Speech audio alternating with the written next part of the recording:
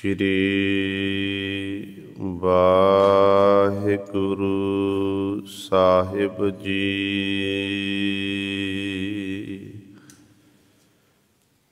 तेरे कवन कवन गुण कह कह गावां, तू साहिब गुणी निधाना।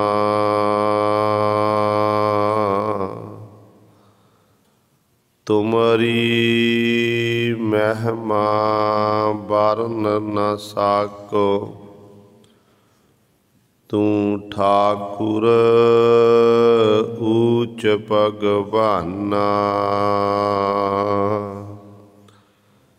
मैं हर हर नाम धर सोई, ज्यों भावै त्यों राख मेरे साहिब। मैं तुझ बिन अबर न कोई, मैं ताण दीवान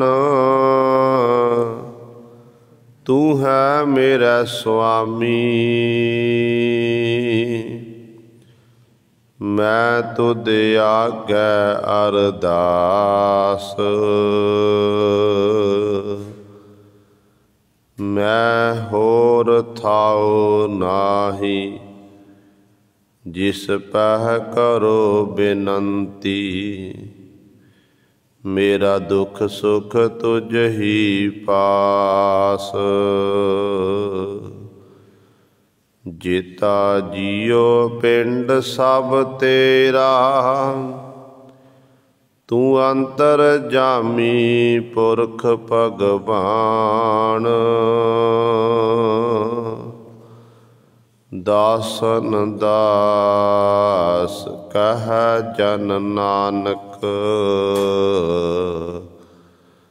जिहा तू कराए तिहा हों करी वखियान।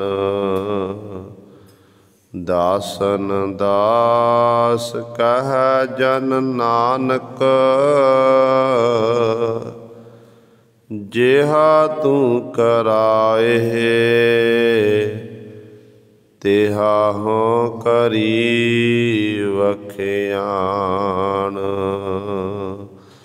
बाणी गुरु गुरु है बाणी, बिच बाणी अमृत सारे।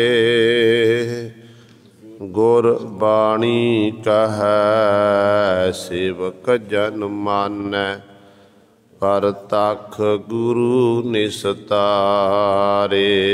सो कहो टल गुर सेवियै, अहनिस सहज सुभाए। दर्शन परसै गुरु कै, जन्म मरण दुख जाए। होवै सिफत खसामदी, नूर अरसो कुरसो झटिया। तुद डिठे सचे पातशाह,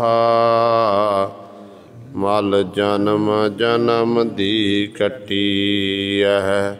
सज्जन सच्चा पातशाह, सिर साहांदै साहो। जिस पास बैठिया सोहिया, सबना दा बेसाहो। सतनाम श्री वाहिगुरु साहिब जी। मारू महला तीजा। अगम अगोचर कीमत नहीं पाई, गुर प्रसादी मन वसाई। अगम अगोचर कीमत नहीं पाई। गुर प्रसादी मन वसाई। सदा शब्द सलाही गुण दाता। लेखा कोय न मंगै ताहा है। ब्रह्मा विष्णु रुद्र तिसकी सेवा। अंत न पावह अलख अपेवा। जिनको नदर करह तू अपनी। गुरमुख अलख लखाहा है। पूरा सतगुर सोजी पाई। एको नाम मन बसाई। नाम जपी तै नाम त्याई। महल पाए गुण गाहा है। सेवक सेवह मन हुक्म अपारा। मन मुख हुक्म न जानह सारा। हुक्म मने हुक्म वड्याई। हुक्म वे परवाहा है। सेवक सेवह मन हुक्म अपारा। मन मुख हुक्म न जानह सारा। हुक्म मन्ने हुक्म वड्याई। हुक्म वे परवाहा है। वाहिगुरु जी का खालसा वाहिगुरु जी की फतेह। परम सन्मानयोग जुगो जुग अटल चबर छतर तख दे मालक। बाणी के बोहित जाहरा जहूर हाजरा हजूर। सर्व कला समरथ गद्दी ते विराजमान। धन धन साहिब श्री गुरु ग्रंथ साहिब। सच्चे सतगुरु जी दी पावन पवित्र निघी गोद अंदर जुड़ बैठे गुरु रूप गुरु सवारे सत संगी जनो।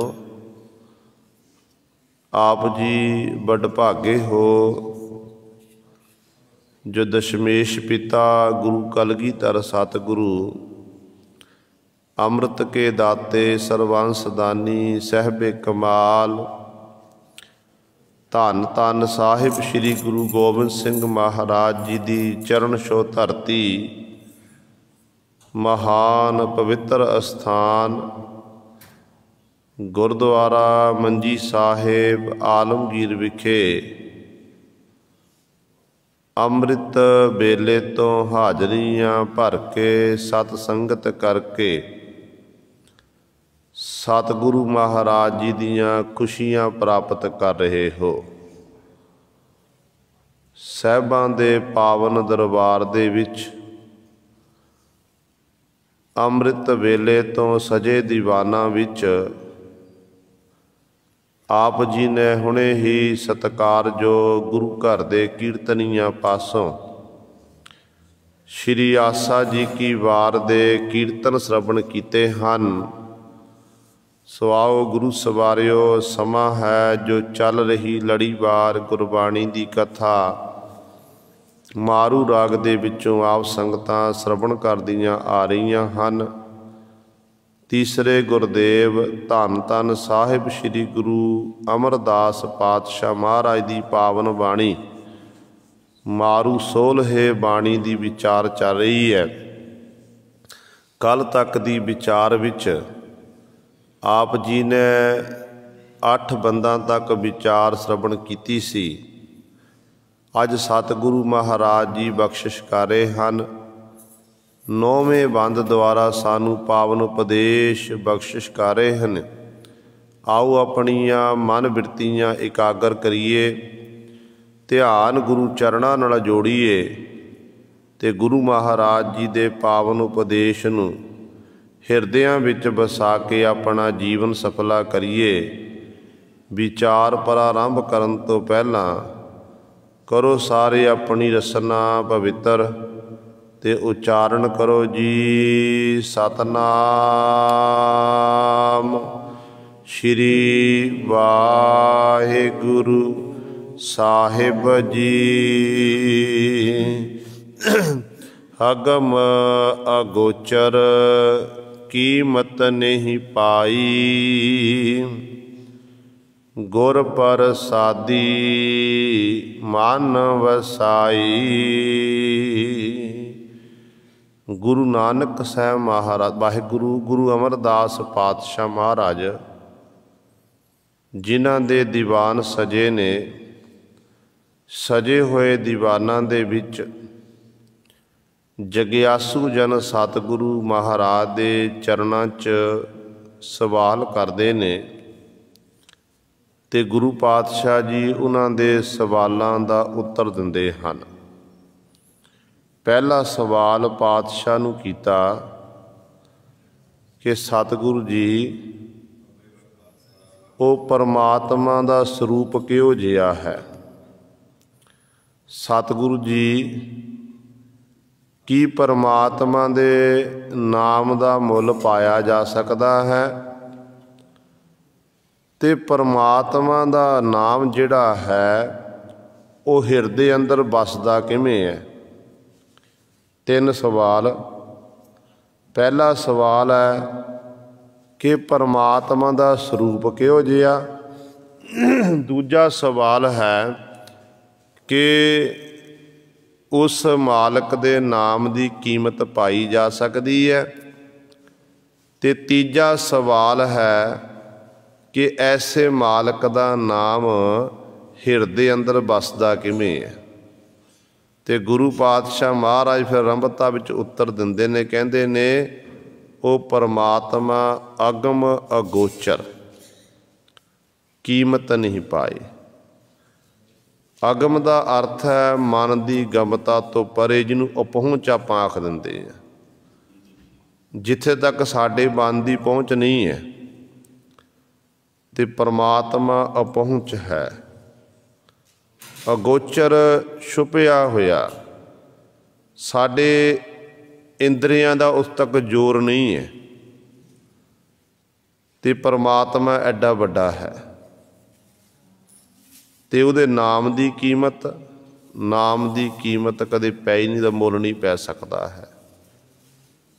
जिवें आपां सतगुरु महाराज दे बचन पढ़दे हां, नितनेम दियां साडियां बाणियां हन। सतगुरु कहंदे ने अगम अगोचरा तेरा अंत न पाया, अंतो न पाया किना तेरा, अपना आप तू जाने। कहंदे हे परमात्मा तू अगम है, अगोचर है, तेरा कोई अंत नहीं पा सकता।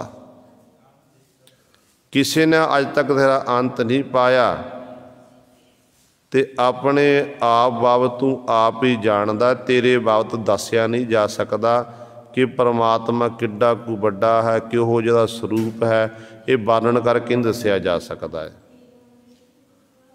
ताइयों गुरु पातशाह ने आख्या ना कि सुन वड्डा आखै सब कोय, केवड वड्डा डीठा होए, कीमत पाए ना कहया जाए, कहने वाले तेरे रहे समाए। परमात्मा दे नाम की कीमत नहीं पाई जा सकती है, ना उहदे बात कह के दसिया जा सकता है। हाँ, जिहड़े उहनूं मालक दे गुणां नूं कहंदे ने, गुण जस करदे हन, कहंदे वो परमात्मा की सिफत करदे आ, वडियाई करदे आ, उसे ही मालक विच जाके समा जाते ने, उहदा ही रूप बन जाते ने, उहदा रूप बन जाते ने। फिर दसिया नहीं जा सकता कि परमात्मा किहो जिहा है। इस करके इत्थे गुरु पातशाह कहते ने इहो जिहा मालक अगम है, मालक अगोचर है, इंद्रियां तो परे है, ऐसे मालक दे नाम की कीमत नहीं पाई जा सकती।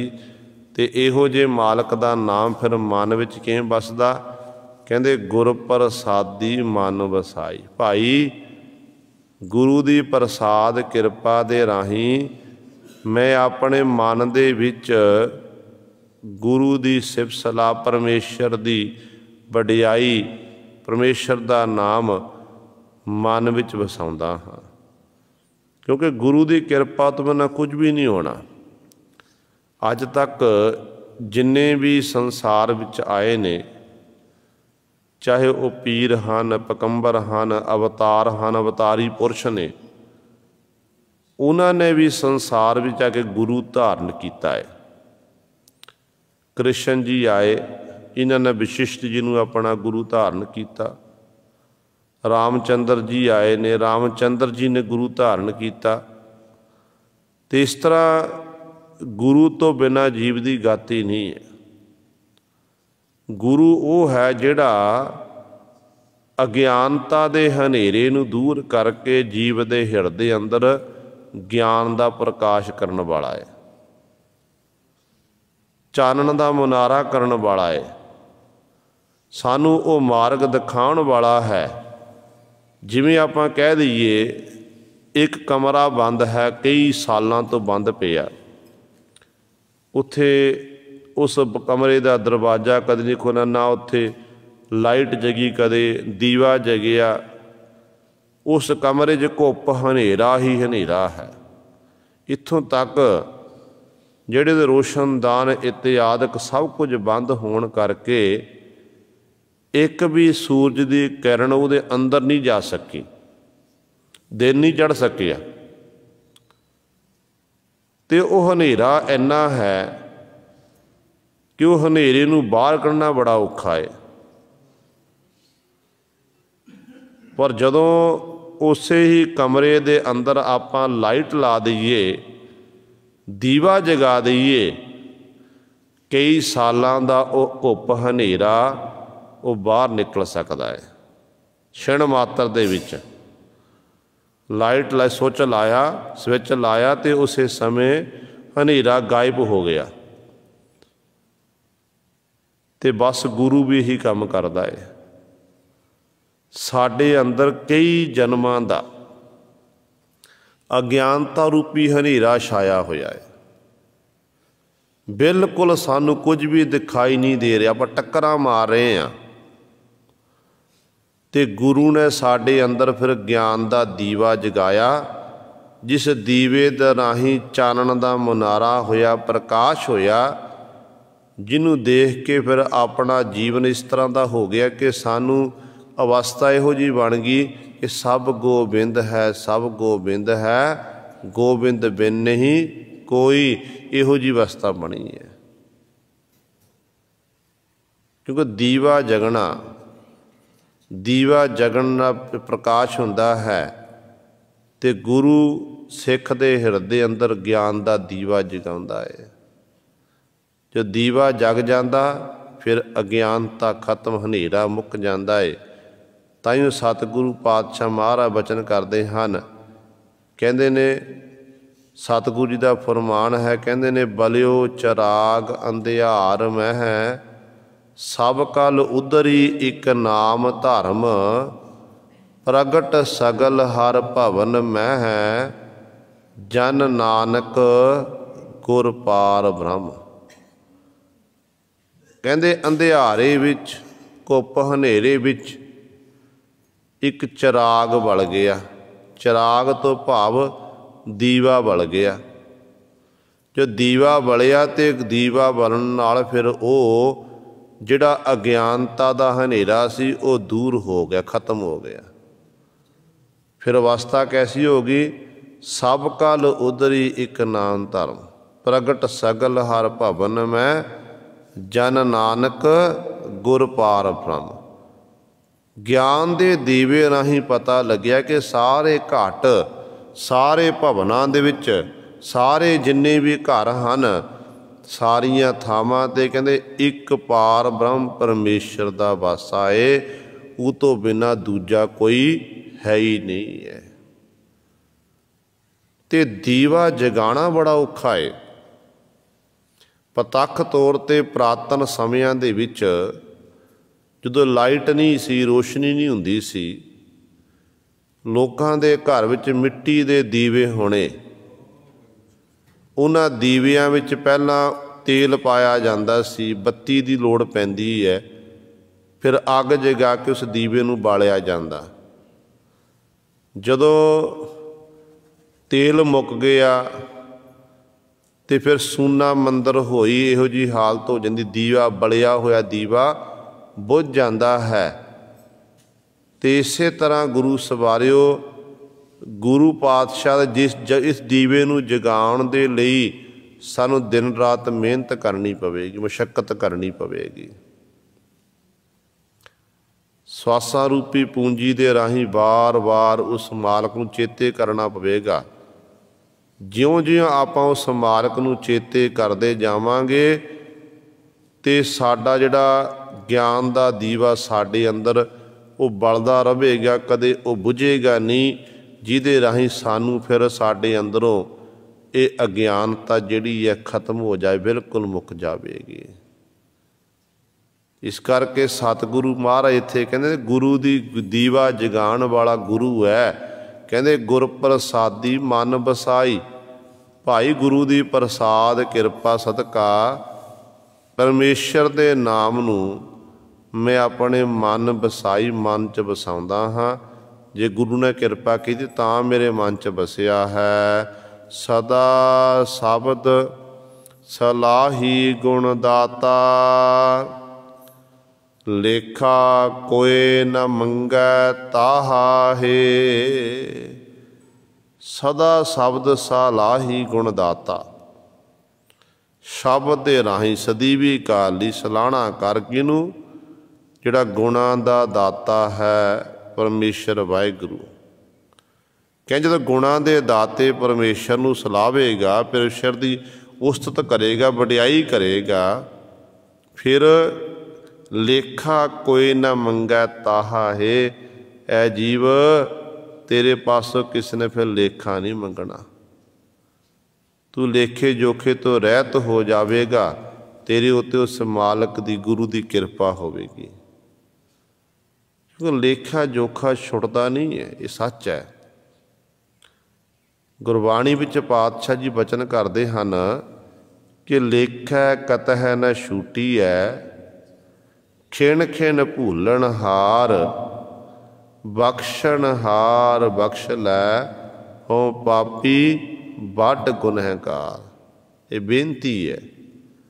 ਗੁਰੂ ਪਾਤਸ਼ਾਹ ਕਹਿੰਦੇ ਨੇ ਜਿਹੜਾ ਲੇਖਾ ਜੋਖਾ ਜੋ ਉੱਥੇ ਕਰਮ ਕੀਤੇ ਨੇ, ਉਹਨਾਂ ਕਰਮਾਂ ਦਾ ਵੱਧਾ ਹੋਇਆ ਸੰਸਾਰ ਵਿੱਚ ਤੂੰ ਆ ਰਿਹਾ, ਜਨਮ ਲੈ ਰਿਹਾ, ਤੇ ਇਸ ਤਰ੍ਹਾਂ ਤੂੰ ਕੀਤੇ ਕਰਮ ਭੋਗ ਰਿਹਾ ਹੈ।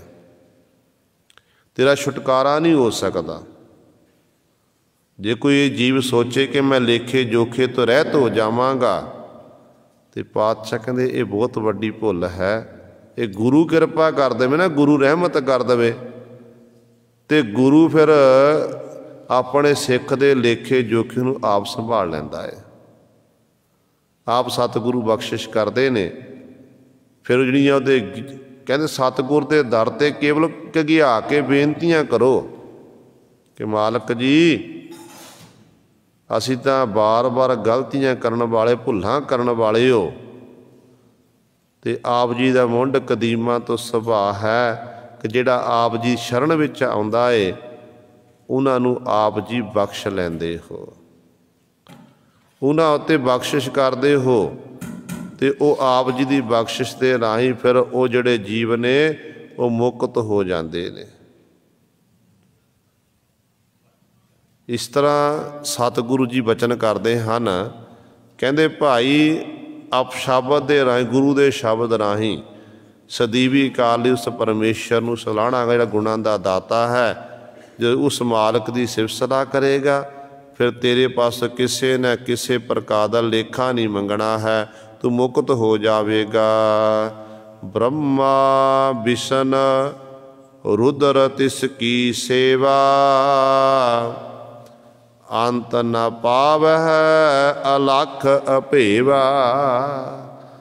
ਅਗਲੀ ਪੰਕਤੀ 'ਚ ਗੁਰੂ ਪਾਤਸ਼ਾਹ ਬਖਸ਼ਿਸ਼ ਕਰਦੇ ਹਨ, ਹਿੰਦੂ ਮਤ ਦੇ ਅਨੁਸਾਰ 3 ਦੇਵਤੇ ਬ੍ਰਹਮਾ, ਵਿਸ਼ਨ ਤੇ ਮਹੇਸ਼, ਇਹਨਾਂ ਨੂੰ ਭਗਵਾਨ ਮੰਨਿਆ ਜਾਂਦਾ ਹੈ। ਲੋਕ ਇਹਨਾਂ ਦੀ ਪੂਜਾ ਕਰਦੇ ਹਨ, ਪਰ ਗੁਰੂ ਗ੍ਰੰਥ ਸਾਹਿਬ ਮਹਾਰਾਜ ਦੇ 'ਚ ਇਹਨਾਂ ਦਾ ਨਾਮ ਕਈ ਵਾਰੀ ਨਾਮ ਆਇਆ, ਇੱਕ ਵਾਰ ਨਹੀਂ, ਕਈ ਵਾਰੀ ਸਤਿਗੁਰੂ ਨੇ ਇਹਨਾਂ ਦਾ ਨਾਮ ਲੈ ਕੇ ਉਦਾਹਰਣ ਦੇ ਕੇ ਸਮਝਾਉਣਾ ਕੀਤਾ। ਤੇ ਅੱਜ ਵੀ ਸਤਿਗੁਰੂ ਮਹਾਰਾਜ ਧੰਨ ਗੁਰੂ ਅਮਰਦਾਸ ਪਾਤਸ਼ਾਹ ਕਹਿੰਦੇ ਨੇ, ਦੇਖੋ ਭਾਈ ਜਿਹੜਾ ਬ੍ਰਹਮਾ ਹੈ, ਜਿਹਨੂੰ ਇਹ ਲੋਕ ਕਹਿੰਦੇ ਨੇ ਕਿ ਬ੍ਰਹਮੇ ਨੇ ਸ੍ਰਿਸ਼ਟੀ ਰਚੀ ਹੈ, ਕਹਿੰਦੇ ਦੂਜਾ ਹੈ ਵਿਸ਼ਨੂੰ, ਕਹਿੰਦੇ ਵਿਸ਼ਨੂੰ ਜਿਹਦੇ ਬਾਬਤ ਇਹ ਕਹਾਵਤ ਹੈ ਕਿ ਇਹ ਰੋਜੀ ਰੋਟੀ ਦਿੰਦਾ ਏ। ਤੇ ਤੀਜਾ ਹੈ ਰੁਦਰ ਸ਼ਿਵ ਜੀ, ਕਹਿੰਦੇ ਨੇ ਜਿਹੜਾ ਸੰਘਾਰ ਕਰਦਾ ਹੈ। ਪਰ ਗੁਰੂ ਪਾਤਸ਼ਾਹ ਕਹਿੰਦੇ ਨੇ ਇਹ ਤਿੰਨੇ ਵੀ ਉਸ ਮਾਲਕ ਦੀ ਆਰਾਧਨਾ ਕਰਦੇ ਨੇ। ਇਹ ਤਾਂ ਆਪ ਟਹਿਲ ਸਿਆ ਵਿੱਚ ਲੱਗੇ ਹੋਏ ਨੇ। ਇਹ ਤਿੰਨੇ ਦੇਵਤੇ ਉਸ ਮਾਲਕ ਦੀ ਸੇਵਾ ਕਰਦੇ ਹਨ। ਉਹ ਮਾਲਕ ਕਿਹੋ ਜਿਹਾ, ਕਹਿੰਦੇ ਕੀ ਇਹਨਾਂ ਨੇ ਉਸ ਮਾਲਕ ਨੂੰ ਸੇਵਨ ਕਰਕੇ, ਮਾਲਕ ਨੂੰ ਚੇਤੇ ਕਰਕੇ ਪ੍ਰਭੂ ਪਰਮਾਤਮਾ ਦਾ ਅੰਤ ਪਾ ਲਿਆ। ਤੇ ਪਾਤਸ਼ਾਹ ਕਹਿੰਦੇ ਨੇ ਅੰਤ ਨਾ ਪਾਵੈ, ਅੰਤ ਨਹੀਂ ਪਾ ਸਕਦੇ। ਅੰਤ ਨਾ ਪਾਵਤ ਦੇਵ ਸਰਬੈ ਮੁਨ, ਇੰਦਰ ਮਹਾ ਸ਼ਿਵ ਜੋਗ ਕਰੀ, ਫੁਨ ਵੇਦ ਬਿਰੰਚ ਵਿਚਾਰ ਰਹਿਓ, ਹਰ ਜਾਪ ਨਾ ਛਾਡਿਓ ਏਕ ਘੜੀ। ਕਹਿੰਦੇ ਇਹੋ ਜਿਹੇ ਸਨ ਜਿਨ੍ਹਾਂ ਨੇ ਇੱਕ ਘੜੀ ਮਾਤਰ ਵੀ ਪਰਮਾਤਮਾ ਦਾ ਨਾਮ ਨਹੀਂ ਛੱਡਣਾ ਕੀਤਾ, ਜਪਦੇ ਰਹੇ, ਉਹ ਵੀ ਅੰਤ ਨਹੀਂ ਪਾ ਸਕੇ। ਕਹਿੰਦੇ ਇਸ ਕਰਕੇ ਕਹਿੰਦੇ ਉਹ ਉਸ ਮਾਲਕ ਦਾ ਅੰਤ ਕੋਈ ਨਹੀਂ ਪਾ ਸਕਦਾ। ਉਹ ਮਾਲਕ ਕਿਹੋ ਜਿਹਾ ਏ, ਅਲੱਖ ਲੱਖਣਾ ਤੋਂ ਰਹਿਤ, ਲੱਖਿਆ ਨਹੀਂ ਜਾ ਸਕਦਾ ਏ। ਅਭੇਵਾ, ਨਾ ਉਹਦਾ ਕੋਈ ਅਭੇਵ, ਭੇਵ ਹੈ ਗੁਰੂ ਸਰ, ਕੋਈ ਭੇਦ ਨਹੀਂ ਜਾਣ ਸਕਦਾ। ਇਸ ਤਰ੍ਹਾਂ ਦਾ ਇੰਨੀ ਸ਼ਕਤੀ ਦਾ ਮਾਲਕ ਹੈ, ਕੋਈ ਉਹਦਾ ਅੰਤ ਨਹੀਂ ਪਾ ਸਕਦਾ ਹੈ। ਜਿਨ ਕੋ ਨਦਰ ਕਰਹਿ ਤੂੰ ਆਪਣੀ, ਗੁਰਮੁਖ ਅਲਖ ਲਖਾਹੇ। ਗੁਰੂ ਸਾਹਿਬਾਨ ਜੀ ਬਖਸ਼ਿਸ਼ ਕਰਦੇ ਹਨ, ਕਹਿੰਦੇ ਹੇ ਪਰਮੇਸ਼ਰ, ਜਿਨ੍ਹਾਂ ਉੱਤੇ ਤੂੰ ਆਪਣੀ ਨਦਰ ਕਰਦਾ ਹੈ, ਮਿਹਰ ਕਰਦਾ ਹੈ, ਉਹ ਫਿਰ ਗੁਰਮੁਖ ਬਣਦੇ ਹਨ, ਗੁਰੂ ਦੇ ਸਨਮੁਖ ਰਹਿੰਦੇ ਨੇ। ਜਿਹੜਾ ਲੱਖ ਲਖਾਹਾ ਹੈ, ਲੱਖਣਾ ਤੋਂ ਰਹਿ ਜੋ ਪਰਮੇਸ਼ਰ ਹੈ, ਉਸ ਪਰਮੇਸ਼ਰ ਨੂੰ ਫਿਰ ਸਾਰੀਆਂ ਥਾਵਾਂ 'ਤੇ ਉਹ ਜਾਣਦੇ ਹਨ। ਉਹਨਾਂ ਨੂੰ ਸਾਰੀਆਂ ਥਾਵਾਂ 'ਤੇ ਇੱਕ ਬ੍ਰਹਮ, ਇੱਕ ਮਾਲਕ ਦਿਖਾਈ ਦਿੰਦਾ ਹੈ। ਜਦੋਂ ਆਪਾਂ ਸਿੱਖ ਇਤਿਹਾਸ ਨੂੰ ਪੜ੍ਹਦੇ ਹਾਂ, ਗੁਰੂ ਨਾਨਕ ਸਾਹਿਬ ਮਹਾਰਾਜ ਤੋਂ ਲੈ ਕੇ ਸ਼ੇਰੇ ਪੰਜਾਬ ਮਹਾਰਾਜਾ ਰਣਜੀਤ ਸਿੰਘ ਤੱਕ, ਤੇ ਬਹੁਤ ਸਾਰੇ ਐਸੇ ਸਿੱਖ ਹੋਏ ਨੇ ਜਿਨ੍ਹਾਂ ਨੇ ਸਿਮਰਨ ਅਭਿਆਸ ਦੇ ਦੁਆਰਾ ਉਸ ਮਾਲਕ ਨੂੰ ਸਾਰੀਆਂ ਥਾਵਾਂ 'ਤੇ ਜਾਣਨਾ ਕੀਤਾ ਤੇ ਸਾਸ ਗਰਾਸ ਦੁਆਰਾ ਉਹ ਸਿਮਰਨ ਕਰਦੇ ਨੇ, ਸ਼ਬਦ ਦਾ ਅਭਿਆਸ ਕਰਦੇ ਨੇ। ਜਿੱਥੇ ਬਹੁਤ ਸਾਰੇ ਸਿੱਖ ਨਾਮ ਬਾਣੀ ਦੇ ਅਭਿਆਸੀ ਸਨ, ਉੱਥੇ ਬਹੁਤ ਸਾਰੇ ਐਸੇ ਸਿੱਖ ਵੀ ਸੀ ਜਿਨ੍ਹਾਂ ਨੇ ਸ਼ਹਾਦਤ ਦਾ ਜਾਮ ਪੀਣਾ ਕੀਤਾ। ਆਮ ਤੌਰ 'ਤੇ ਆਪਾਂ ਜਦੋਂ ਸ਼ਹੀਦਾਂ ਦੀ ਗੱਲ ਕਰਾਂਗੇ ਨਾ, ਸਾਡੇ ਕੋਲ ਆਪਾਂ ਕਹਾਂਗੇ ਸ਼ਹੀਦਾਂ ਦੇ ਸਰਤਾਜ ਪੰਜਵੇਂ ਗੁਰਦੇਵ ਧੰਨ ਗੁਰੂ ਅਰਜਨ ਦੇਵ ਮਹਾਰਾਜ। ਸਿੱਖ ਇਤਿਹਾਸ ਦੇ ਵਿੱਚ ਜੋ ਸ਼ਹੀਦਾਂ ਦੀ ਗਿਣਤੀ ਆਪਾਂ ਗਿਣਾਂਗੇ ਤੇ ਪੰਜਵੇਂ ਪਾਤਸ਼ਾਹ ਮਹਾਰਾਜ ਤੋਂ ਪ੍ਰਾਰੰਭਤਾ ਹੁੰਦੀ ਹੈ। ਪਰ ਜਦੋਂ ਆਪਾਂ ਵਿਦਵਾਨਾਂ ਨੂੰ ਪੜ੍ਹਦੇ ਆ ਨਾ, ਵਿਦਵਾਨਾਂ ਮੁਤਾਬਕ ਪੰਜਵੇਂ ਗੁਰਦੇਵ ਧੰਨ ਗੁਰੂ ਅਰਜਨ ਦੇਵ ਮਹਾਰਾਜ ਤੋਂ ਪਹਿਲਾਂ ਵੀ ਕਈ ਸਿੱਖ ਜਿਹੜੇ ਨੇ ਉਹ ਸ਼ਹੀਦ ਹੋਏ ਨੇ। ਪ੍ਰਿੰਸੀਪਲ ਗੰਗਾ ਸਿੰਘ ਜੀ ਨੇ ਇੱਕ ਸਿੱਖ ਦਾ ਜ਼ਿਕਰ ਕੀਤਾ ਹੈ ਜਿਹਦਾ ਨਾਮ ਹੈ ਭਾਈ ਤਾਰੂ। ਇੱਕ ਭਾਈ ਤਾਰੂ ਸਿੰਘ ਜੀ ਹੋਏ ਨੇ, ਇੱਕ ਭਾਈ ਤਾਰੂ ਜਿਹਨੂੰ ਤਾਰਾ ਵੀ ਲਿਖਣਾ ਕੀਤਾ ਹੈ, ਇਹ ਵੀ ਸ਼ਹੀਦ ਹੋਏ ਨੇ। ਕਹਿੰਦੇ ਨੇ ਜਿਸ ਵਕਤ ਗੁਰੂ ਨਾਨਕ ਸਾਹਿਬ ਮਹਾਰਾਜ ਦੀ ਸੰਗਤ ਵਿੱਚ ਭਾਈ ਤਾਰੂ ਪੋਪਟ ਲਿਖਣਾ, ਭਾਈ ਗੁਰਦਾਸ ਜੀ ਲਿਖੇ ਪੋਪਟ,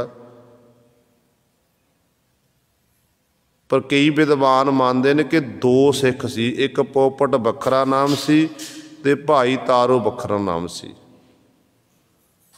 ਕਹਿੰਦੇ ਨੇ ਜਦੋਂ ਗੁਰੂ ਨਾਨਕ ਸਾਹਿਬ ਮਹਾਰਾਜ ਦੀ ਸੰਗਤ ਕੀਤੀ, ਸਤਿਗੁਰਾਂ ਤੋਂ ਉਪਦੇਸ਼ ਲਿਆ, ਸ਼ਬਦ ਦੇ ਤੀਰ ਐਸੇ ਅਣਿਆਲੇ ਤੀਰ ਪਾਤਸ਼ਾਹ ਦੇ ਐਸੇ ਲੱਗੇ ਕਿ ਹਿਰਦੇ ਨੂੰ ਵਿੰਨ੍ਹ ਗਏ। ਦਿਨ ਰਾਤ ਸ਼ਬਦ ਦਾ ਅਭਿਆਸ ਕਰਦੇ ਨੇ ਤੇ ਪਾਤਸ਼ਾਹ ਨੇ ਉਪਦੇਸ਼ ਦੇਣਾ ਕੀਤਾ। ਕਹਿਣ ਲੱਗੇ, ਭਾਈ ਤਾਰੋ, ਤੂੰ ਜਿੱਥੇ ਨਾਮ ਬਾਣੀ ਦਾ ਅਭਿਆਸ ਕਰਨਾ ਨਾ, ਉੱਥੇ ਲੋੜਵੰਦਾਂ ਦੀ ਸਹਾਇਤਾ ਕਰਨੀ ਹੈ। ਕੋਈ ਵਿਪਤਾ ਦੇ ਵਿੱਚ ਹੋਵੇ, ਔਖਾ ਸਮਾਂ ਕਿਸੇ ਉੱਤੇ ਆਇਆ ਹੋਵੇ ਤੇ ਅੱਗੇ ਹੋ ਕੇ ਮਦਦ ਕਰਨੀ ਹੈ। ਆਪਣਾ ਸਭ ਕੁਝ ਕੁਰਬਾਨ ਕਰ ਦੇਣਾ, ਪਰ ਪਰਾਏ ਦਾ ਭਲਾ ਕਰਨਾ, ਪਰਉਪਕਾਰ ਕਰਨਾ ਹੈ। ਸਤ ਬਚਨ ਜੀ। ਹੁਣ ਗੁਰੂ ਨਾਨਕ ਦਾ ਸਿੱਖ, ਗੁਰੂ ਨਾਨਕ ਦੀ ਕਿਰਪਾ ਦਾ ਪਾਤਰ ਬਣਿਆ, ਦਿਨ ਰਾਤ ਨਾਮ ਬਾਣੀ ਦਾ ਅਭਿਆਸ ਕਰਦਾ, ਤੇ ਉਹ ਸਮਾਂ ਆਇਆ ਜਦੋਂ ਬਾਬਰ ਨੇ ਹਿੰਦੁਸਤਾਨ ਉੱਤੇ ਹਮਲਾ ਕੀਤਾ। ਏਮਨਾਬਾਦ ਵਿੱਚ ਬੜਾ ਕਤਲੇਆਮ ਹੋਇਆ। ਬਹੁਤ ਸਾਰੇ ਹਿੰਦੁਸਤਾਨੀਆਂ ਨੂੰ ਆਪਣੇ ਗੁਲਾਮ ਬਣਾ ਲਿਆ। ਕਹਿੰਦੇ ਨੇ ਫਿਰ ਬਾਬਰ ਨੇ ਉੱਥੋਂ, ਫਿਰ ਬਾਬਰ ਦਾ ਇੱਥੋਂ ਰਾਜ ਸ਼ੁਰੂ ਹੋਇਆ। ਕਈ ਦੇਸ਼ ਉਹਨੇ ਆਪਣੇ ਅਧੀਨ ਕੀਤੇ। ਇੱਥੋਂ ਤੱਕ ਜਦੋਂ ਚੌਥੀ ਵਾਰ ਬਾਬਰ ਨੇ ਹਮਲਾ ਕੀਤਾ ਨਾ, ਚੌਥੀ ਵਾਰ ਹਮਲਾ ਕੀਤਾ, ਤੇ ਉਦੋਂ ਬਾਬਰ ਫਿਰ ਪਹਿਲਾਂ ਪੇਸ਼ਾਵਰ ਉਹਨੇ ਆਪਣੇ ਕਬਜ਼ੇ 'ਚ ਲਿਆ, ਪੇਸ਼ਾਵਰ ਨੂੰ ਜੋ ਪਾਕਿਸਤਾਨ ਦੇ ਵਿੱਚ ਹੈ। ਪੇਸ਼ਾਵਰ ਨੂੰ ਕਬਜ਼ੇ 'ਚ ਲਿਆ, ਉੱਥੋਂ ਫਿਰ ਲਾਹੌਰ ਵੱਲ ਨੂੰ ਵਧਿਆ। ਜਦੋਂ ਲਾਹੌਰ ਵੱਲ ਨੂੰ ਵੱਧ ਰਿਹਾ ਸੀ, ਜਿਹੜੇ ਲੋਧੀ ਖਾਨਦਾਨ ਦੇ ਵਾਰਸ ਸੀ ਨਾ, ਉਹਨਾਂ ਨੇ ਅੱਗੇ ਬਾਦਲ ਨੂੰ ਰੋਕਣਾ ਚਾਹਿਆ। ਤੇ ਜਦੋਂ ਪਰ ਬਾਬਰ ਦੀ ਜਦੋਂ ਫੌਜ ਬਹੁਤ ਜ਼ਿਆਦਾ ਤਾਕਤ ਵੱਧ ਸੀ, ਉਹਦੇ ਅੱਗੇ ਟਿਕ ਨਹੀਂ ਸਕੇ। ਉੱਥੋਂ ਫਿਰ ਇਹ ਭੱਜ ਗਏ ਸਨ। ਕਹਿੰਦੇ ਬਾਬਰ ਨੇ ਲਾਹੌਰ ਉੱਤੇ ਕਬਜ਼ਾ ਕਰ ਲਿਆ। ਭਾਈ ਤਾਰਾ, ਜੋ ਤਾਰੂ ਹੈ, ਭਾਈ ਤਾਰਾ, ਇਹਦਾ ਜਿਹੜਾ ਸੀ ਨਗਰ, ਪਿੰਡ ਸੀ ਲਾਹੌਰ ਦੇ ਨਾਲ ਸੀ ਬਿਲਕੁਲ। ਬਾਬਰ ਬੜਾ ਗੁੱਸੇ ਵਿੱਚ ਆਇਆ, ਕਹਿਣ ਲੱਗਿਆ ਕਿ ਮੈਨੂੰ ਰੋਕਣ ਦੀ ਕੋਸ਼ਿਸ਼ ਕੀਤੀ ਹੈ, ਮੇਰਾ ਮੁਕਾਬਲਾ ਕਰ ਰਹੇ ਨੇ, ਬਗਾਵਤ ਕਰਦੇ ਨੇ। ਇਹਨੇ ਹੁਕਮ ਕਰ ਦਿੱਤਾ ਕਿ ਜਿਸ ਨੇ ਮੇਰੇ ਉੱਤੇ ਹਮਲਾ ਕਰਨ ਦੀ ਕੋਸ਼ਿਸ਼ ਕੀਤੀ ਹੈ, ਮੇਰੀ ਮੁਹਿੰਮ ਨੂੰ ਰੋਕਣ ਦੀ ਕੋਸ਼ਿਸ਼ ਕੀਤੀ ਹੈ, ਉਹਨਾਂ ਦੇ ਘਰਾਂ ਨੂੰ ਅੱਗ ਲਾ ਕੇ ਸਾੜ ਦਿੱਤਾ ਜਾਵੇ। ਇਹ ਬਾਬਰ ਦਾ ਹੁਕਮ ਹੋਇਆ ਕਿ ਅੱਗ ਲਾ ਕੇ ਸਾੜ ਦਿੱਤਾ ਜਾਵੇ। ਤੇ ਨਾਲ ਇਹ ਹੁਕਮ ਕਰ ਦਿੱਤਾ ਕਿ ਕਿਸੇ ਨੇ ਅੱਗ ਨਹੀਂ ਬੁਝਾਣੀ ਜੇ। ਜਿਹੜਾ ਅੱਗ ਬੁਝਾਵੇਗਾ ਉਹਨੂੰ ਵੀ ਫਿਰ ਖਤਮ ਕੀਤਾ ਜਾਵੇਗਾ, ਉਹਨੂੰ ਸਜ਼ਾ ਦਿੱਤੀ ਜਾਵੇਗੀ। ਤੇ ਇਹ ਹੁਕਮ ਕੀਤਾ। ਇਹਨਾਂ ਜ਼ਾਲਮਾਂ ਨੇ, ਕਹਿੰਦੇ ਨੇ, ਉਸ ਸਮੇਂ ਲੋਕਾਂ ਦੇ ਘਰਾਂ ਨੂੰ ਅੱਗ ਲਾ ਦਿੱਤੀ। ਲੋਕਾਂ ਦੇ ਘਰ ਸੜ ਰਹੇ ਨੇ, ਤਰਾਹੇ ਤਰਾਹੇ ਕਰ ਰਹੇ ਹਨ। ਕੋਈ ਇੱਧਰ ਨੂੰ ਭੱਜ ਰਿਹਾ, ਕੋਈ ਉੱਧਰ ਨੂੰ ਭੱਜ ਰਿਹਾ। ਭਾਈ ਤਾਰੇ ਨੂੰ ਪਤਾ ਲੱਗਿਆ। ਕਹਿੰਦੇ ਇੱਕ ਪਾਣੀ ਦੀ ਮਸ਼ਕ ਭਰ ਕੇ ਨਾ ਭਾਈ ਤਾਰੋ ਜੀ ਉਸ ਸਮੇਂ ਉੱਥੇ ਆ ਗਏ। ਜੋ ਪਾਣੀ ਦੀ ਮਸ਼ਕ ਭਰ ਕੇ ਆਏ ਨੇ ਤੇ ਉਸ ਸਮੇਂ ਲੋਕਾਂ ਨੂੰ ਕਹਿਣ ਲੱਗੇ ਕਿ ਦੇਖੋ ਭਾਈ, ਤੁਸੀਂ ਕੀ ਕਰਦੇ ਹੋ? ਪਿੰਡ ਸੜ ਰਿਹਾ, ਸਾਰਾ ਸ਼ਹਿਰ ਸੜ ਰਿਹਾ ਏ, ਤੁਸੀਂ ਅੱਗ ਬੁਝਾਵੋ। ਤੇ ਅੱਗੋਂ ਲੋਕ ਉੱਤਰ ਦਿੰਦੇ ਨੇ, ਕਹਿਣ ਲੱਗੇ ਭਾਈ ਸਾਹਿਬ ਜੀ, ਜਿਹੜਾ ਅੱਗ ਬੁਝਾਵੇਗਾ ਉਹਦਾ ਘਰ ਸਾੜਿਆ ਜਾਵੇਗਾ। ਸਾਨੂੰ ਜ਼ਿੰਦਗੀ ਮਿਲੀ ਹੈ, ਇਹ ਜ਼ਿੰਦਗੀ ਫਿਰ ਬਾਬਰ ਨੇ, ਬਾਬਰ ਸ਼ਾਹ ਹੈ, ਬਾਬਰ ਸ਼ਾਹ ਹੈ ਤੇ ਸ਼ਾਹ ਦਾ ਹੁਕਮ ਹੈ ਕਿ ਅੱਗ ਨਹੀਂ ਕਿਸੇ ਨੇ ਬੁਝਾਣੀ ਜੇ। ਇਸ ਕਰਕੇ ਅਸੀਂ ਤਾਂ ਉਹਦੇ ਹੁਕਮ ਦੀ ਪਾਲਣਾ ਕਰਨੀ ਹੈ। ਕਹਿਣ ਲੱਗਿਆ ਭਾਈ ਤਾਰੋ ਜੀ, ਕਿਹੜਾ ਸ਼ਾਹਾਂ ਦਾ ਸ਼ਾਹ ਹੈ, ਸ਼ਾਹਾਂ ਦਾ ਸ਼ਾਹ ਬੇਪਰਵਾਹ ਜਿਹੜਾ ਪਰਮੇਸ਼ਰ ਹੈ, ਕਹਿੰਦੇ ਮੈਨੂੰ ਉਸ ਸ਼ਾਹ ਨੇ ਹੁਕਮ ਕੀਤਾ ਭਾਈ ਇਹ ਬਲਦੀ ਹੋਈ ਅੱਗ ਬੁਝਾਉਣਾ ਕਰੋ, ਚਲੋ ਮੇਰੇ ਨਾਲ ਚੱਲਣਾ ਕਰੋ। ਪਰ ਕੋਈ ਨਾਲ ਨਹੀਂ ਤੁਰਿਆ। ਕਹਿੰਦੇ ਨੇ ਭਾਈ ਤਾਰਾ ਜੀ ਨੇ ਉਸ ਸਮੇਂ ਮਸ਼ਕ ਖੋਲ੍ਹੀ ਹੈ, ਗੁਰੂ ਗੁਰੂ ਜਪਦਿਆਂ ਹੋਇਆਂ ਜਿਹੜੀ ਬਲਦੀ ਹੋਈ ਅੱਗ ਸੀ ਉਹਨੂੰ ਬੁਝਾਉਣ ਦੀ ਕੋਸ਼ਿਸ਼ ਕੀਤੀ ਹੈ। ਮਸ਼ਕ ਖਤਮ ਹੋ ਗਈ, ਫਿਰ ਪਾਣੀ ਦੀ ਭਰੀ ਵੇ ਸੁੱਟ ਰਹੇ ਨੇ। ਸਿਪਾਹੀਆਂ ਨੇ ਦੇਖਿਆ ਕਿ ਇਹ ਕੌਣ ਹੈ। ਜਿੱਥੇ ਸਾਰਾ ਲਾਹੌਰ ਸ਼ਹਿਰ ਬਿਲਕੁਲ ਸ਼ਾਂਤ ਖਲੋਤਾ, ਕੋਈ ਅੱਗੇ ਨਹੀਂ ਵੱਧ ਰਿਹਾ ਹੈ, ਘਰ ਸੜ ਰਹੇ ਲੋਕਾਂ ਦੇ, ਉੱਥੇ ਇਹ ਮਨੁੱਖ ਕੌਣ ਹੈ ਜਿਹੜਾ ਪਾਣੀ ਦੀਆਂ ਮਸ਼ਕਾਂ ਭਰ ਭਰ ਕੇ ਅੱਗ ਬੁਝਾ ਰਿਹਾ ਹੈ। ਕਹਿੰਦੇ ਸਿਪਾਹੀਆਂ ਨੇ ਉਸ ਸਮੇਂ ਭਾਈ ਸਾਹਿਬ ਨੂੰ ਪਕੜਨਾ ਕੀਤਾ। ਕਹਿਣ ਲੱਗੇ ਚਲੋ ਇਹਨੂੰ ਬਾਦਸ਼ਾਹ ਦੇ ਹਵਾਲੇ ਕਰਦੇ ਹਾਂ। ਆਪ ਹੀ ਬਾਬਰ ਜੋ ਸਾਡਾ ਬਾਦਸ਼ਾਹ, ਆਪ ਹੀ ਇਹਨੂੰ ਸਜ਼ਾ ਦੇਵੇਗਾ, ਜਿਵੇਂ ਉਹ ਹੁਕਮ ਕਰੂ ਉਹਦੇ ਮੁਤਾਬਕ ਸਜ਼ਾ ਦਿੱਤੀ ਜਾਵੇਗੀ। ਕਹਿੰਦੇ ਭਾਈ ਸਾਹਿਬ ਨੂੰ ਪਕੜ ਕੇ ਉਸ ਸਮੇਂ ਬਾਬਰ ਦੇ ਸਨਮੁਖ ਕੀਤਾ ਗਿਆ। ਤੇ ਬਾਬਰ ਬੜੇ ਗੁੱਸੇ ਵਿੱਚ ਕਹਿਣ ਲੱਗਿਆ, ਤੈਨੂੰ ਪਤਾ ਨਹੀਂ ਹੈ ਮੇਰਾ ਹੁਕਮ ਹੈ ਸਾਰਿਆਂ ਦੇ ਉੱਤੇ, ਕਿਸੇ ਨੇ ਅੱਗ ਨਹੀਂ ਬੁਝਾਣੀ, ਤੂੰ ਕੀ ਬੁਝਾਉਂਦਾ ਸੀ? ਬੇਝਿਜਕ ਹੋ ਕੇ ਉਸ ਸਿੱਖ ਨੇ ਉੱਤਰ ਦੇਣਾ ਕੀਤਾ। ਕਹਿਣ ਲੱਗਿਆ ਬਾਦਸ਼ਾਹ ਤੂੰ ਸ਼ਾਹ ਹੈ, ਪਰ ਮੈਨੂੰ ਸ਼ਾਹਾਂ ਦੇ ਸ਼ਾਹ ਦਾ ਹੁਕਮ ਹੋਇਆ ਸੀ, ਤੈਂ ਅੱਗ ਲਾਈ ਹੈ ਤੇ ਸ਼ਾਹਾਂ ਦੇ ਸ਼ਾਹ ਦਾ ਹੁਕਮ ਹੋਇਆ ਕਿ ਜਾ ਕੇ ਅੱਗ ਬੁਝਾਉਣਾ ਕਰ, ਤੇ ਮੈਂ ਉਸ ਸ਼ਾਹ ਦੇ ਹੁਕਮ ਦੀ ਪਾਲਣਾ ਕਰਦਾ ਸੀ। ਕਹਿਣ ਲੱਗਿਆ ਤੇਰਾ ਸ਼ਾਹ ਕੌਣ ਹੈ? ਕਹਿਣ ਲੱਗਾ ਮੇਰਾ ਸ਼ਾਹ ਹੈ ਗੁਰੂ ਨਾਨਕ ਸਾਹਿਬ ਮਹਾਰਾਜ। ਮੈਂ ਗੁਰੂ ਨਾਨਕ ਦਾ ਸਿੱਖ ਹਾਂ। ਮੇਰੇ ਗੁਰੂ ਨਾਨਕ ਦਾ ਮੈਨੂੰ ਹੁਕਮ ਹੈ ਕਿ ਜਦੋਂ ਕਿਸੇ ਉੱਤੇ ਵਿਪਤਾ ਦਾ ਸਮਾਂ ਹੋਵੇ ਨਾ, ਔਖੀ ਘੜੀ ਹੋਵੇ, ਉਦੋਂ ਤਾਂ ਉਹਦੀ ਮਦਦ ਕਰਨੀ ਹੈ, ਪਰਉਪਕਾਰ ਕਰਨਾ, ਮੇਰੇ ਗੁਰੂ ਨਾਨਕ ਦਾ ਹੁਕਮ ਹੈ। ਹੁਣ ਪਹਿਲੇ ਹਮਲੇ ਦੇ ਵਿੱਚ ਬਾਬਰ ਦੀ ਗੁਰੂ ਨਾਨਕ ਪਾਤਸ਼ਾਹ ਨਾਲ ਮੁਲਾਕਾਤ ਹੋ ਚੁੱਕੀ ਸੀ। ਬਾਬਰ ਨੇ ਸਤਿਗੁਰੂ ਗੁਰੂ ਨਾਨਕ ਪਾਤਸ਼ਾਹ ਤੋਂ ਬਖਸ਼ਿਸ਼ ਪ੍ਰਾਪਤ ਕੀਤੀ ਸੀ। ਜਦੋਂ ਗੁਰੂ ਨਾਨਕ ਦਾ ਨਾਮ ਸੁਣਿਆ ਨਾ, ਤੇ ਬਾਬਰ ਨੇ ਉਸ ਸਮੇਂ ਭਾਈ ਤਾਰੇ ਨੂੰ ਛੱਡ ਦਿੱਤਾ। ਕਹਿਣ ਲੱਗੇ ਭਾਈ ਤੂੰ ਹੁਣ ਜਾਣਾ ਕਰ, ਤੈਂ ਮੇਰੇ ਬਲੀ ਦਾ ਗੁਰੂ ਨਾਨਕ ਦਾ ਨਾਮ, ਨਾਨਕ ਪੀਰ ਦਾ ਨਾਮ ਲੈਣਾ ਕੀਤਾ ਏ। ਜਿਸ ਪੀਰ ਨੂੰ ਤੂੰ ਮੰਨਦਾ ਨਾ, ਉਹ ਮੇਰਾ ਵੀ ਪੀਰ ਹੈ। ਕਹਿਣ ਲੱਗੇ ਜਾ, ਪਰ ਅੱਜ ਤੋਂ ਬਾਅਦ ਇਹ ਕੰਮ ਨਾ ਕਰੀ, ਤੂੰ ਹੁਣ ਅੱਗ ਨਾ ਬੁਝਾਵੀਂ, ਜਾ ਕੇ ਲੋਕਾਂ ਦੇ ਘਰ ਸੜਦੇ ਸੜਨ ਦੇ, ਇਹ ਕੰਮ ਨਾ ਕਰੀ। ਤੇ ਕਹਿੰਦੇ ਨੇ ਪਰ ਜਿਹੜਾ ਗੁਰਸਿੱਖ ਜਿਹਦੇ ਅੰਦਰ ਰਗਾਂ ਵਿੱਚ ਪਰਉਪਕਾਰ ਜਿਹੜਾ ਪੈਦਾ ਹੋ ਗਿਆ ਹੋਵੇ, ਉਹ ਕਿਵੇਂ ਹਟ ਸਕਦਾ ਹੈ? ਜਦੋਂ ਗੁਰੂ ਸਵਾਰੇ ਇਹ ਗਿਆ, ਬਾਬਰ ਨੇ ਛੱਡਿਆ, ਇਹਨੇ ਫਿਰ ਮਸ਼ਕ ਚੱਕੀ ਹੈ, ਪਾਣੀ ਦੀ ਮਸ਼ਕ ਭਰੀ ਹੈ, फिर बलदे हुए घरां उत्ते पानी पाण लग पिया, अग नूं बुझाउण दी कोशिश करदा है। जिहड़े सिपाही सन, सिपाही बड़े गुस्से विच आए। कहंदे सिपाहियां ने पकड़ के जिउंदे नूं बलदी अग च सुੱਟ दित्ता सी ते गुरु का सिख उस शहादत दा जाम पी गया सी। भाई तारा याद रखियो, गुरु नानक साहब महाराज दे समय ये शहीद होया भाई तारा जी।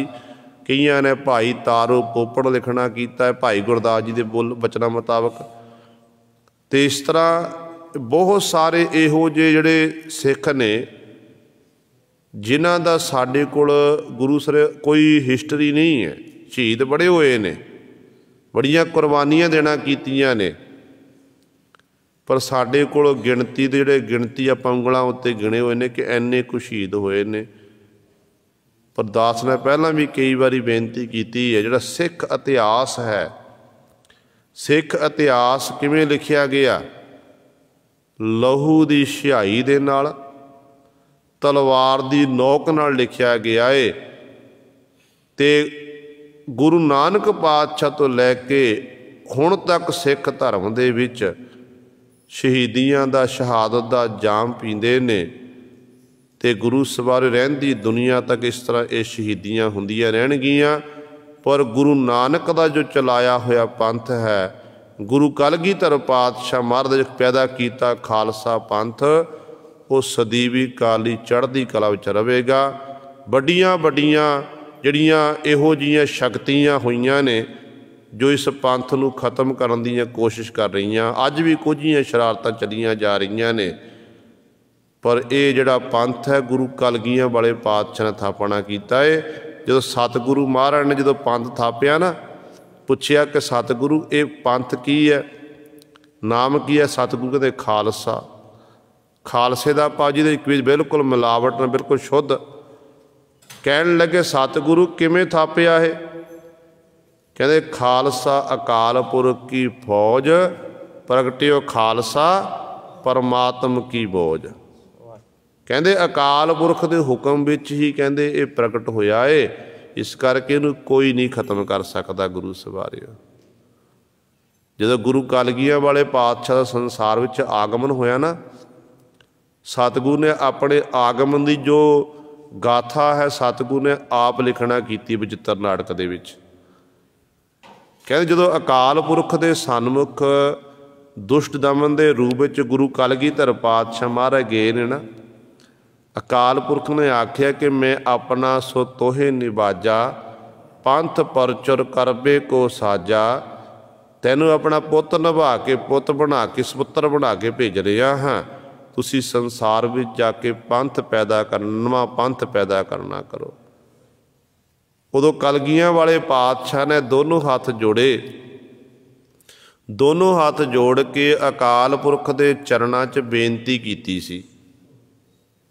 बेनती की सी, की बेनती की? पातशाह के बचन ने कि ठांड भ्यो मैं जोर कर, बचन कहा सिर न्याय, पंथ चलै तब जगत में, जब तुम करो सहाय। कि परमात्मा पंथ तां चल सकदा जगत विच जदों आप जी साडी सहायता करोगे। जिहदी सहायता अकाल पुरख वाहिगुरु खुद करदा होवे, उस पंथ नूं कोई खत्म नहीं कर सकता है। जिहदी सिरजना गुरु कलगीधर पातशाह ने कीती होवे, रखिया करन वाला अकाल पुरख वाहिगुरु होवे, उन्होंने कोई किवें खत्म कर सकदा? नहीं खत्म कर। जिन्नियां मर्जी कोजियां शरारतां कीतियां जाण, एक मकान वाले खत्म हो जाणगे, पर गुरु का पंथ जिहड़ा है साजिया होया खालसा पंथ, ये सदीवी काली चढ़दी कला विच रवेगा।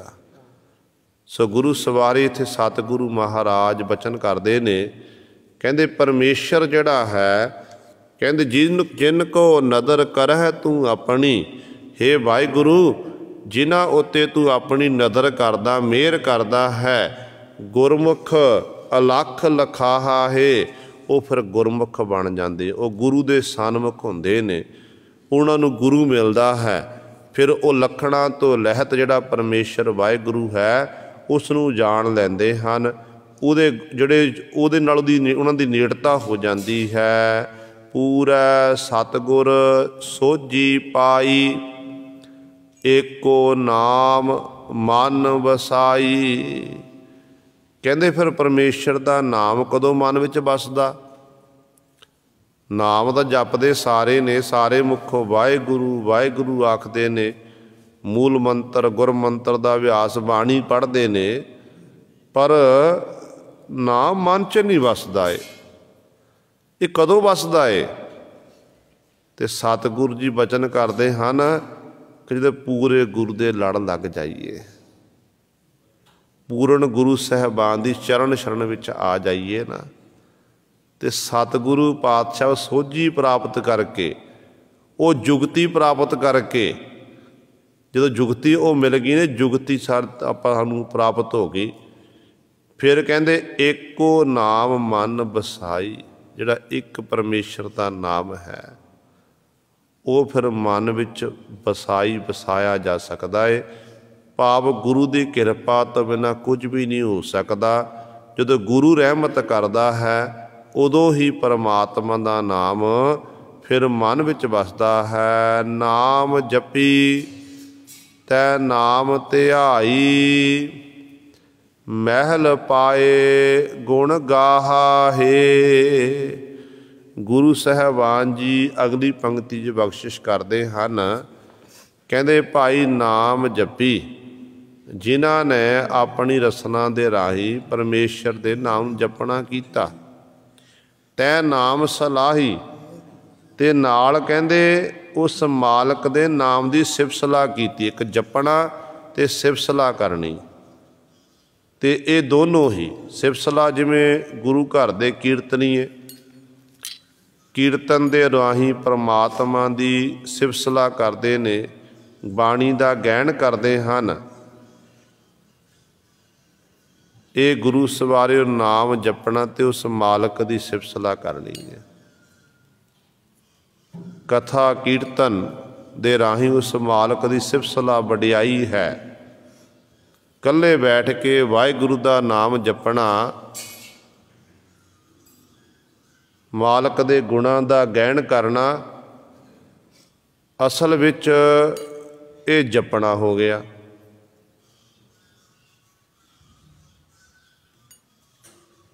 ਜਿਹੜਾ ਕਥਾ ਤੇ ਕੀਰਤਨ ਦੇ ਰਾਹੀਂ ਉਸ ਮਾਲਕ ਦੀ ਸਿਫਤ ਸਲਾਹ ਕਰਨੀ, ਇਹ ਉਸ ਮਾਲਕ ਦੀ ਸਿਫਤ ਸਲਾਹ ਨੂੰ ਸਲਾਹਣਾ ਹੁੰਦਾ ਹੈ।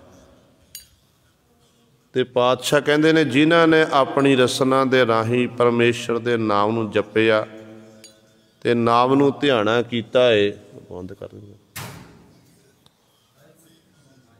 ਮਹਿਲ ਪਾਏ ਗੁਣ ਗਾਹਾ ਹੈ।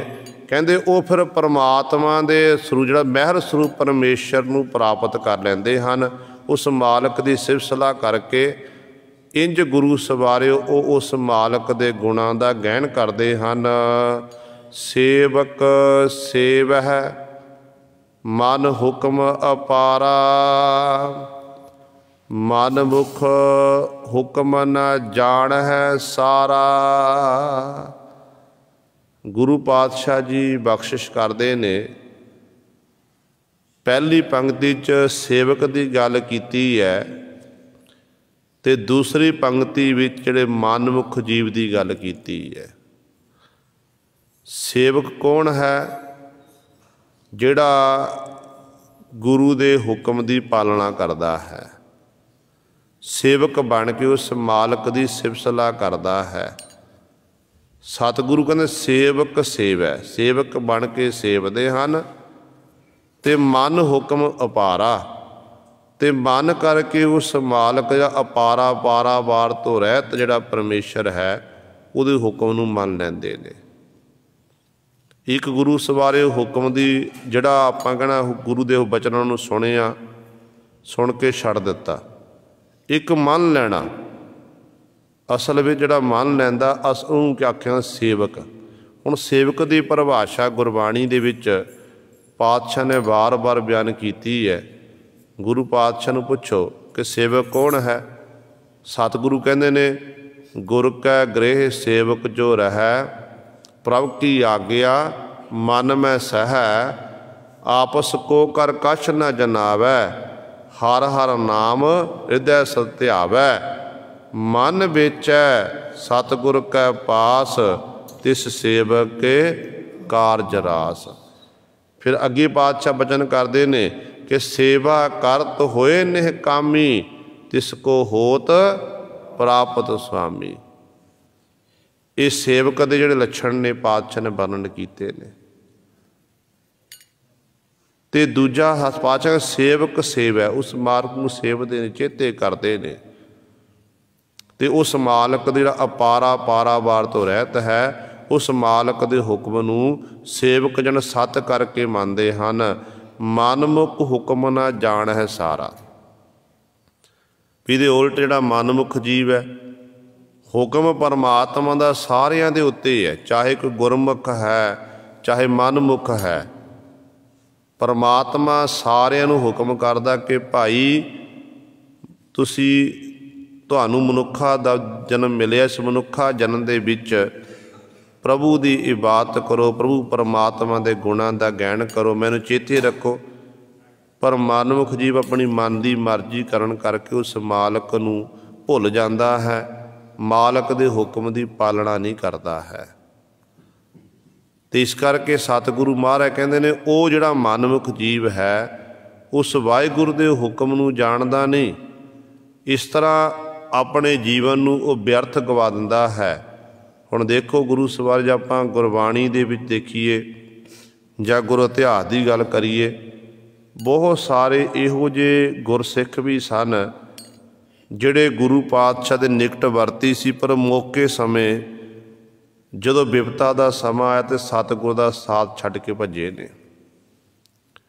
जिन्हां विचों भाई दुनी चंद भाई शालो जी का पोतरा, वो भाई शालो जिन्हों सतगुरु महाराज ने बख्शिश की सी।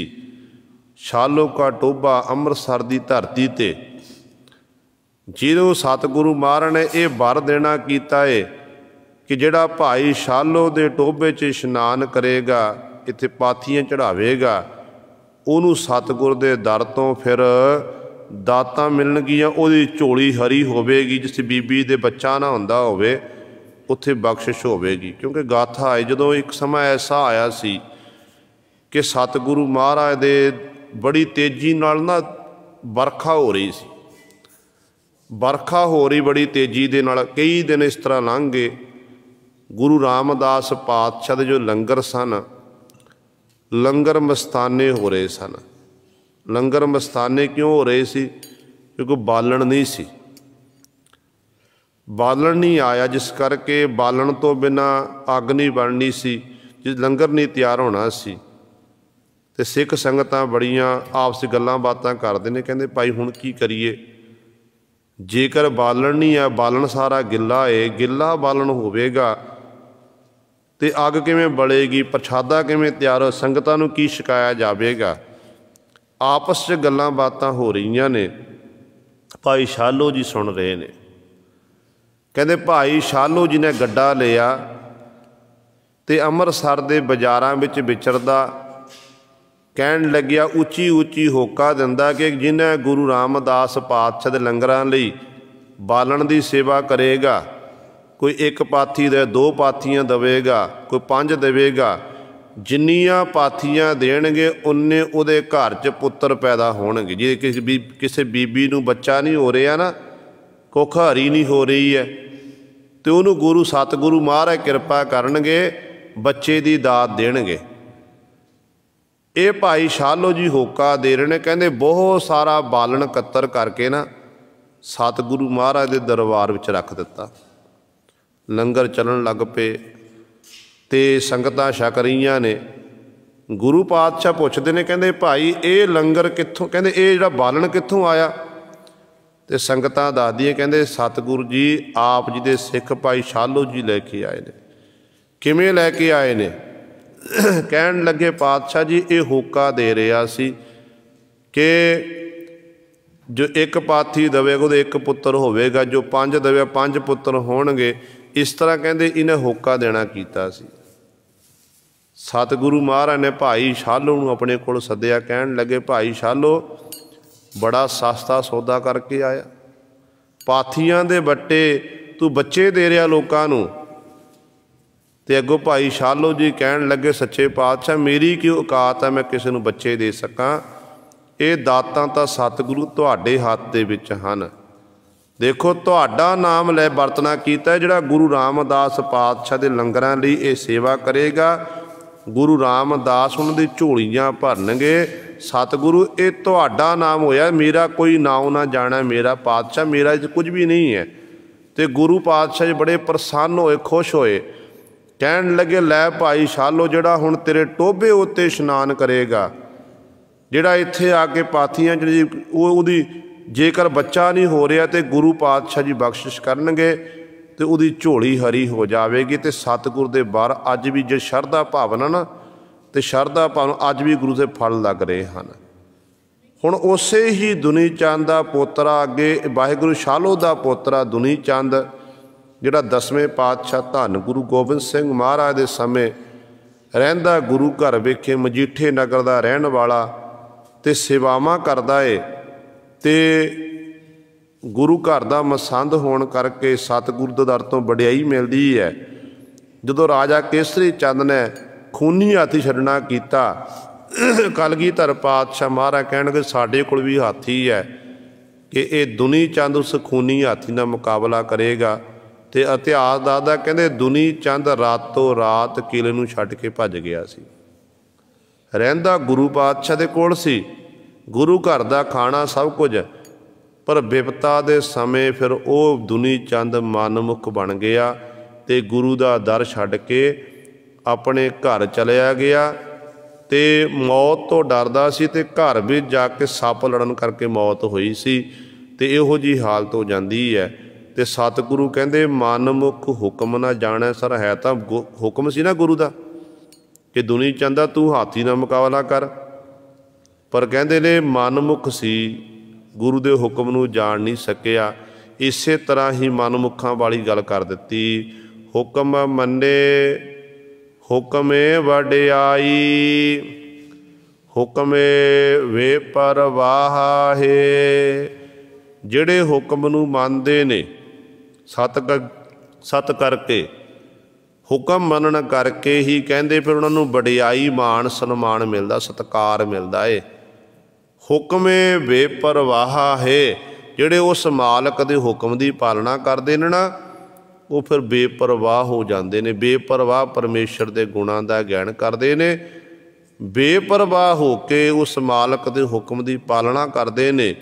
दुनिया के लोगों वालों बेपरवाह हो जाते, बिल्कुल परवाह नहीं करते।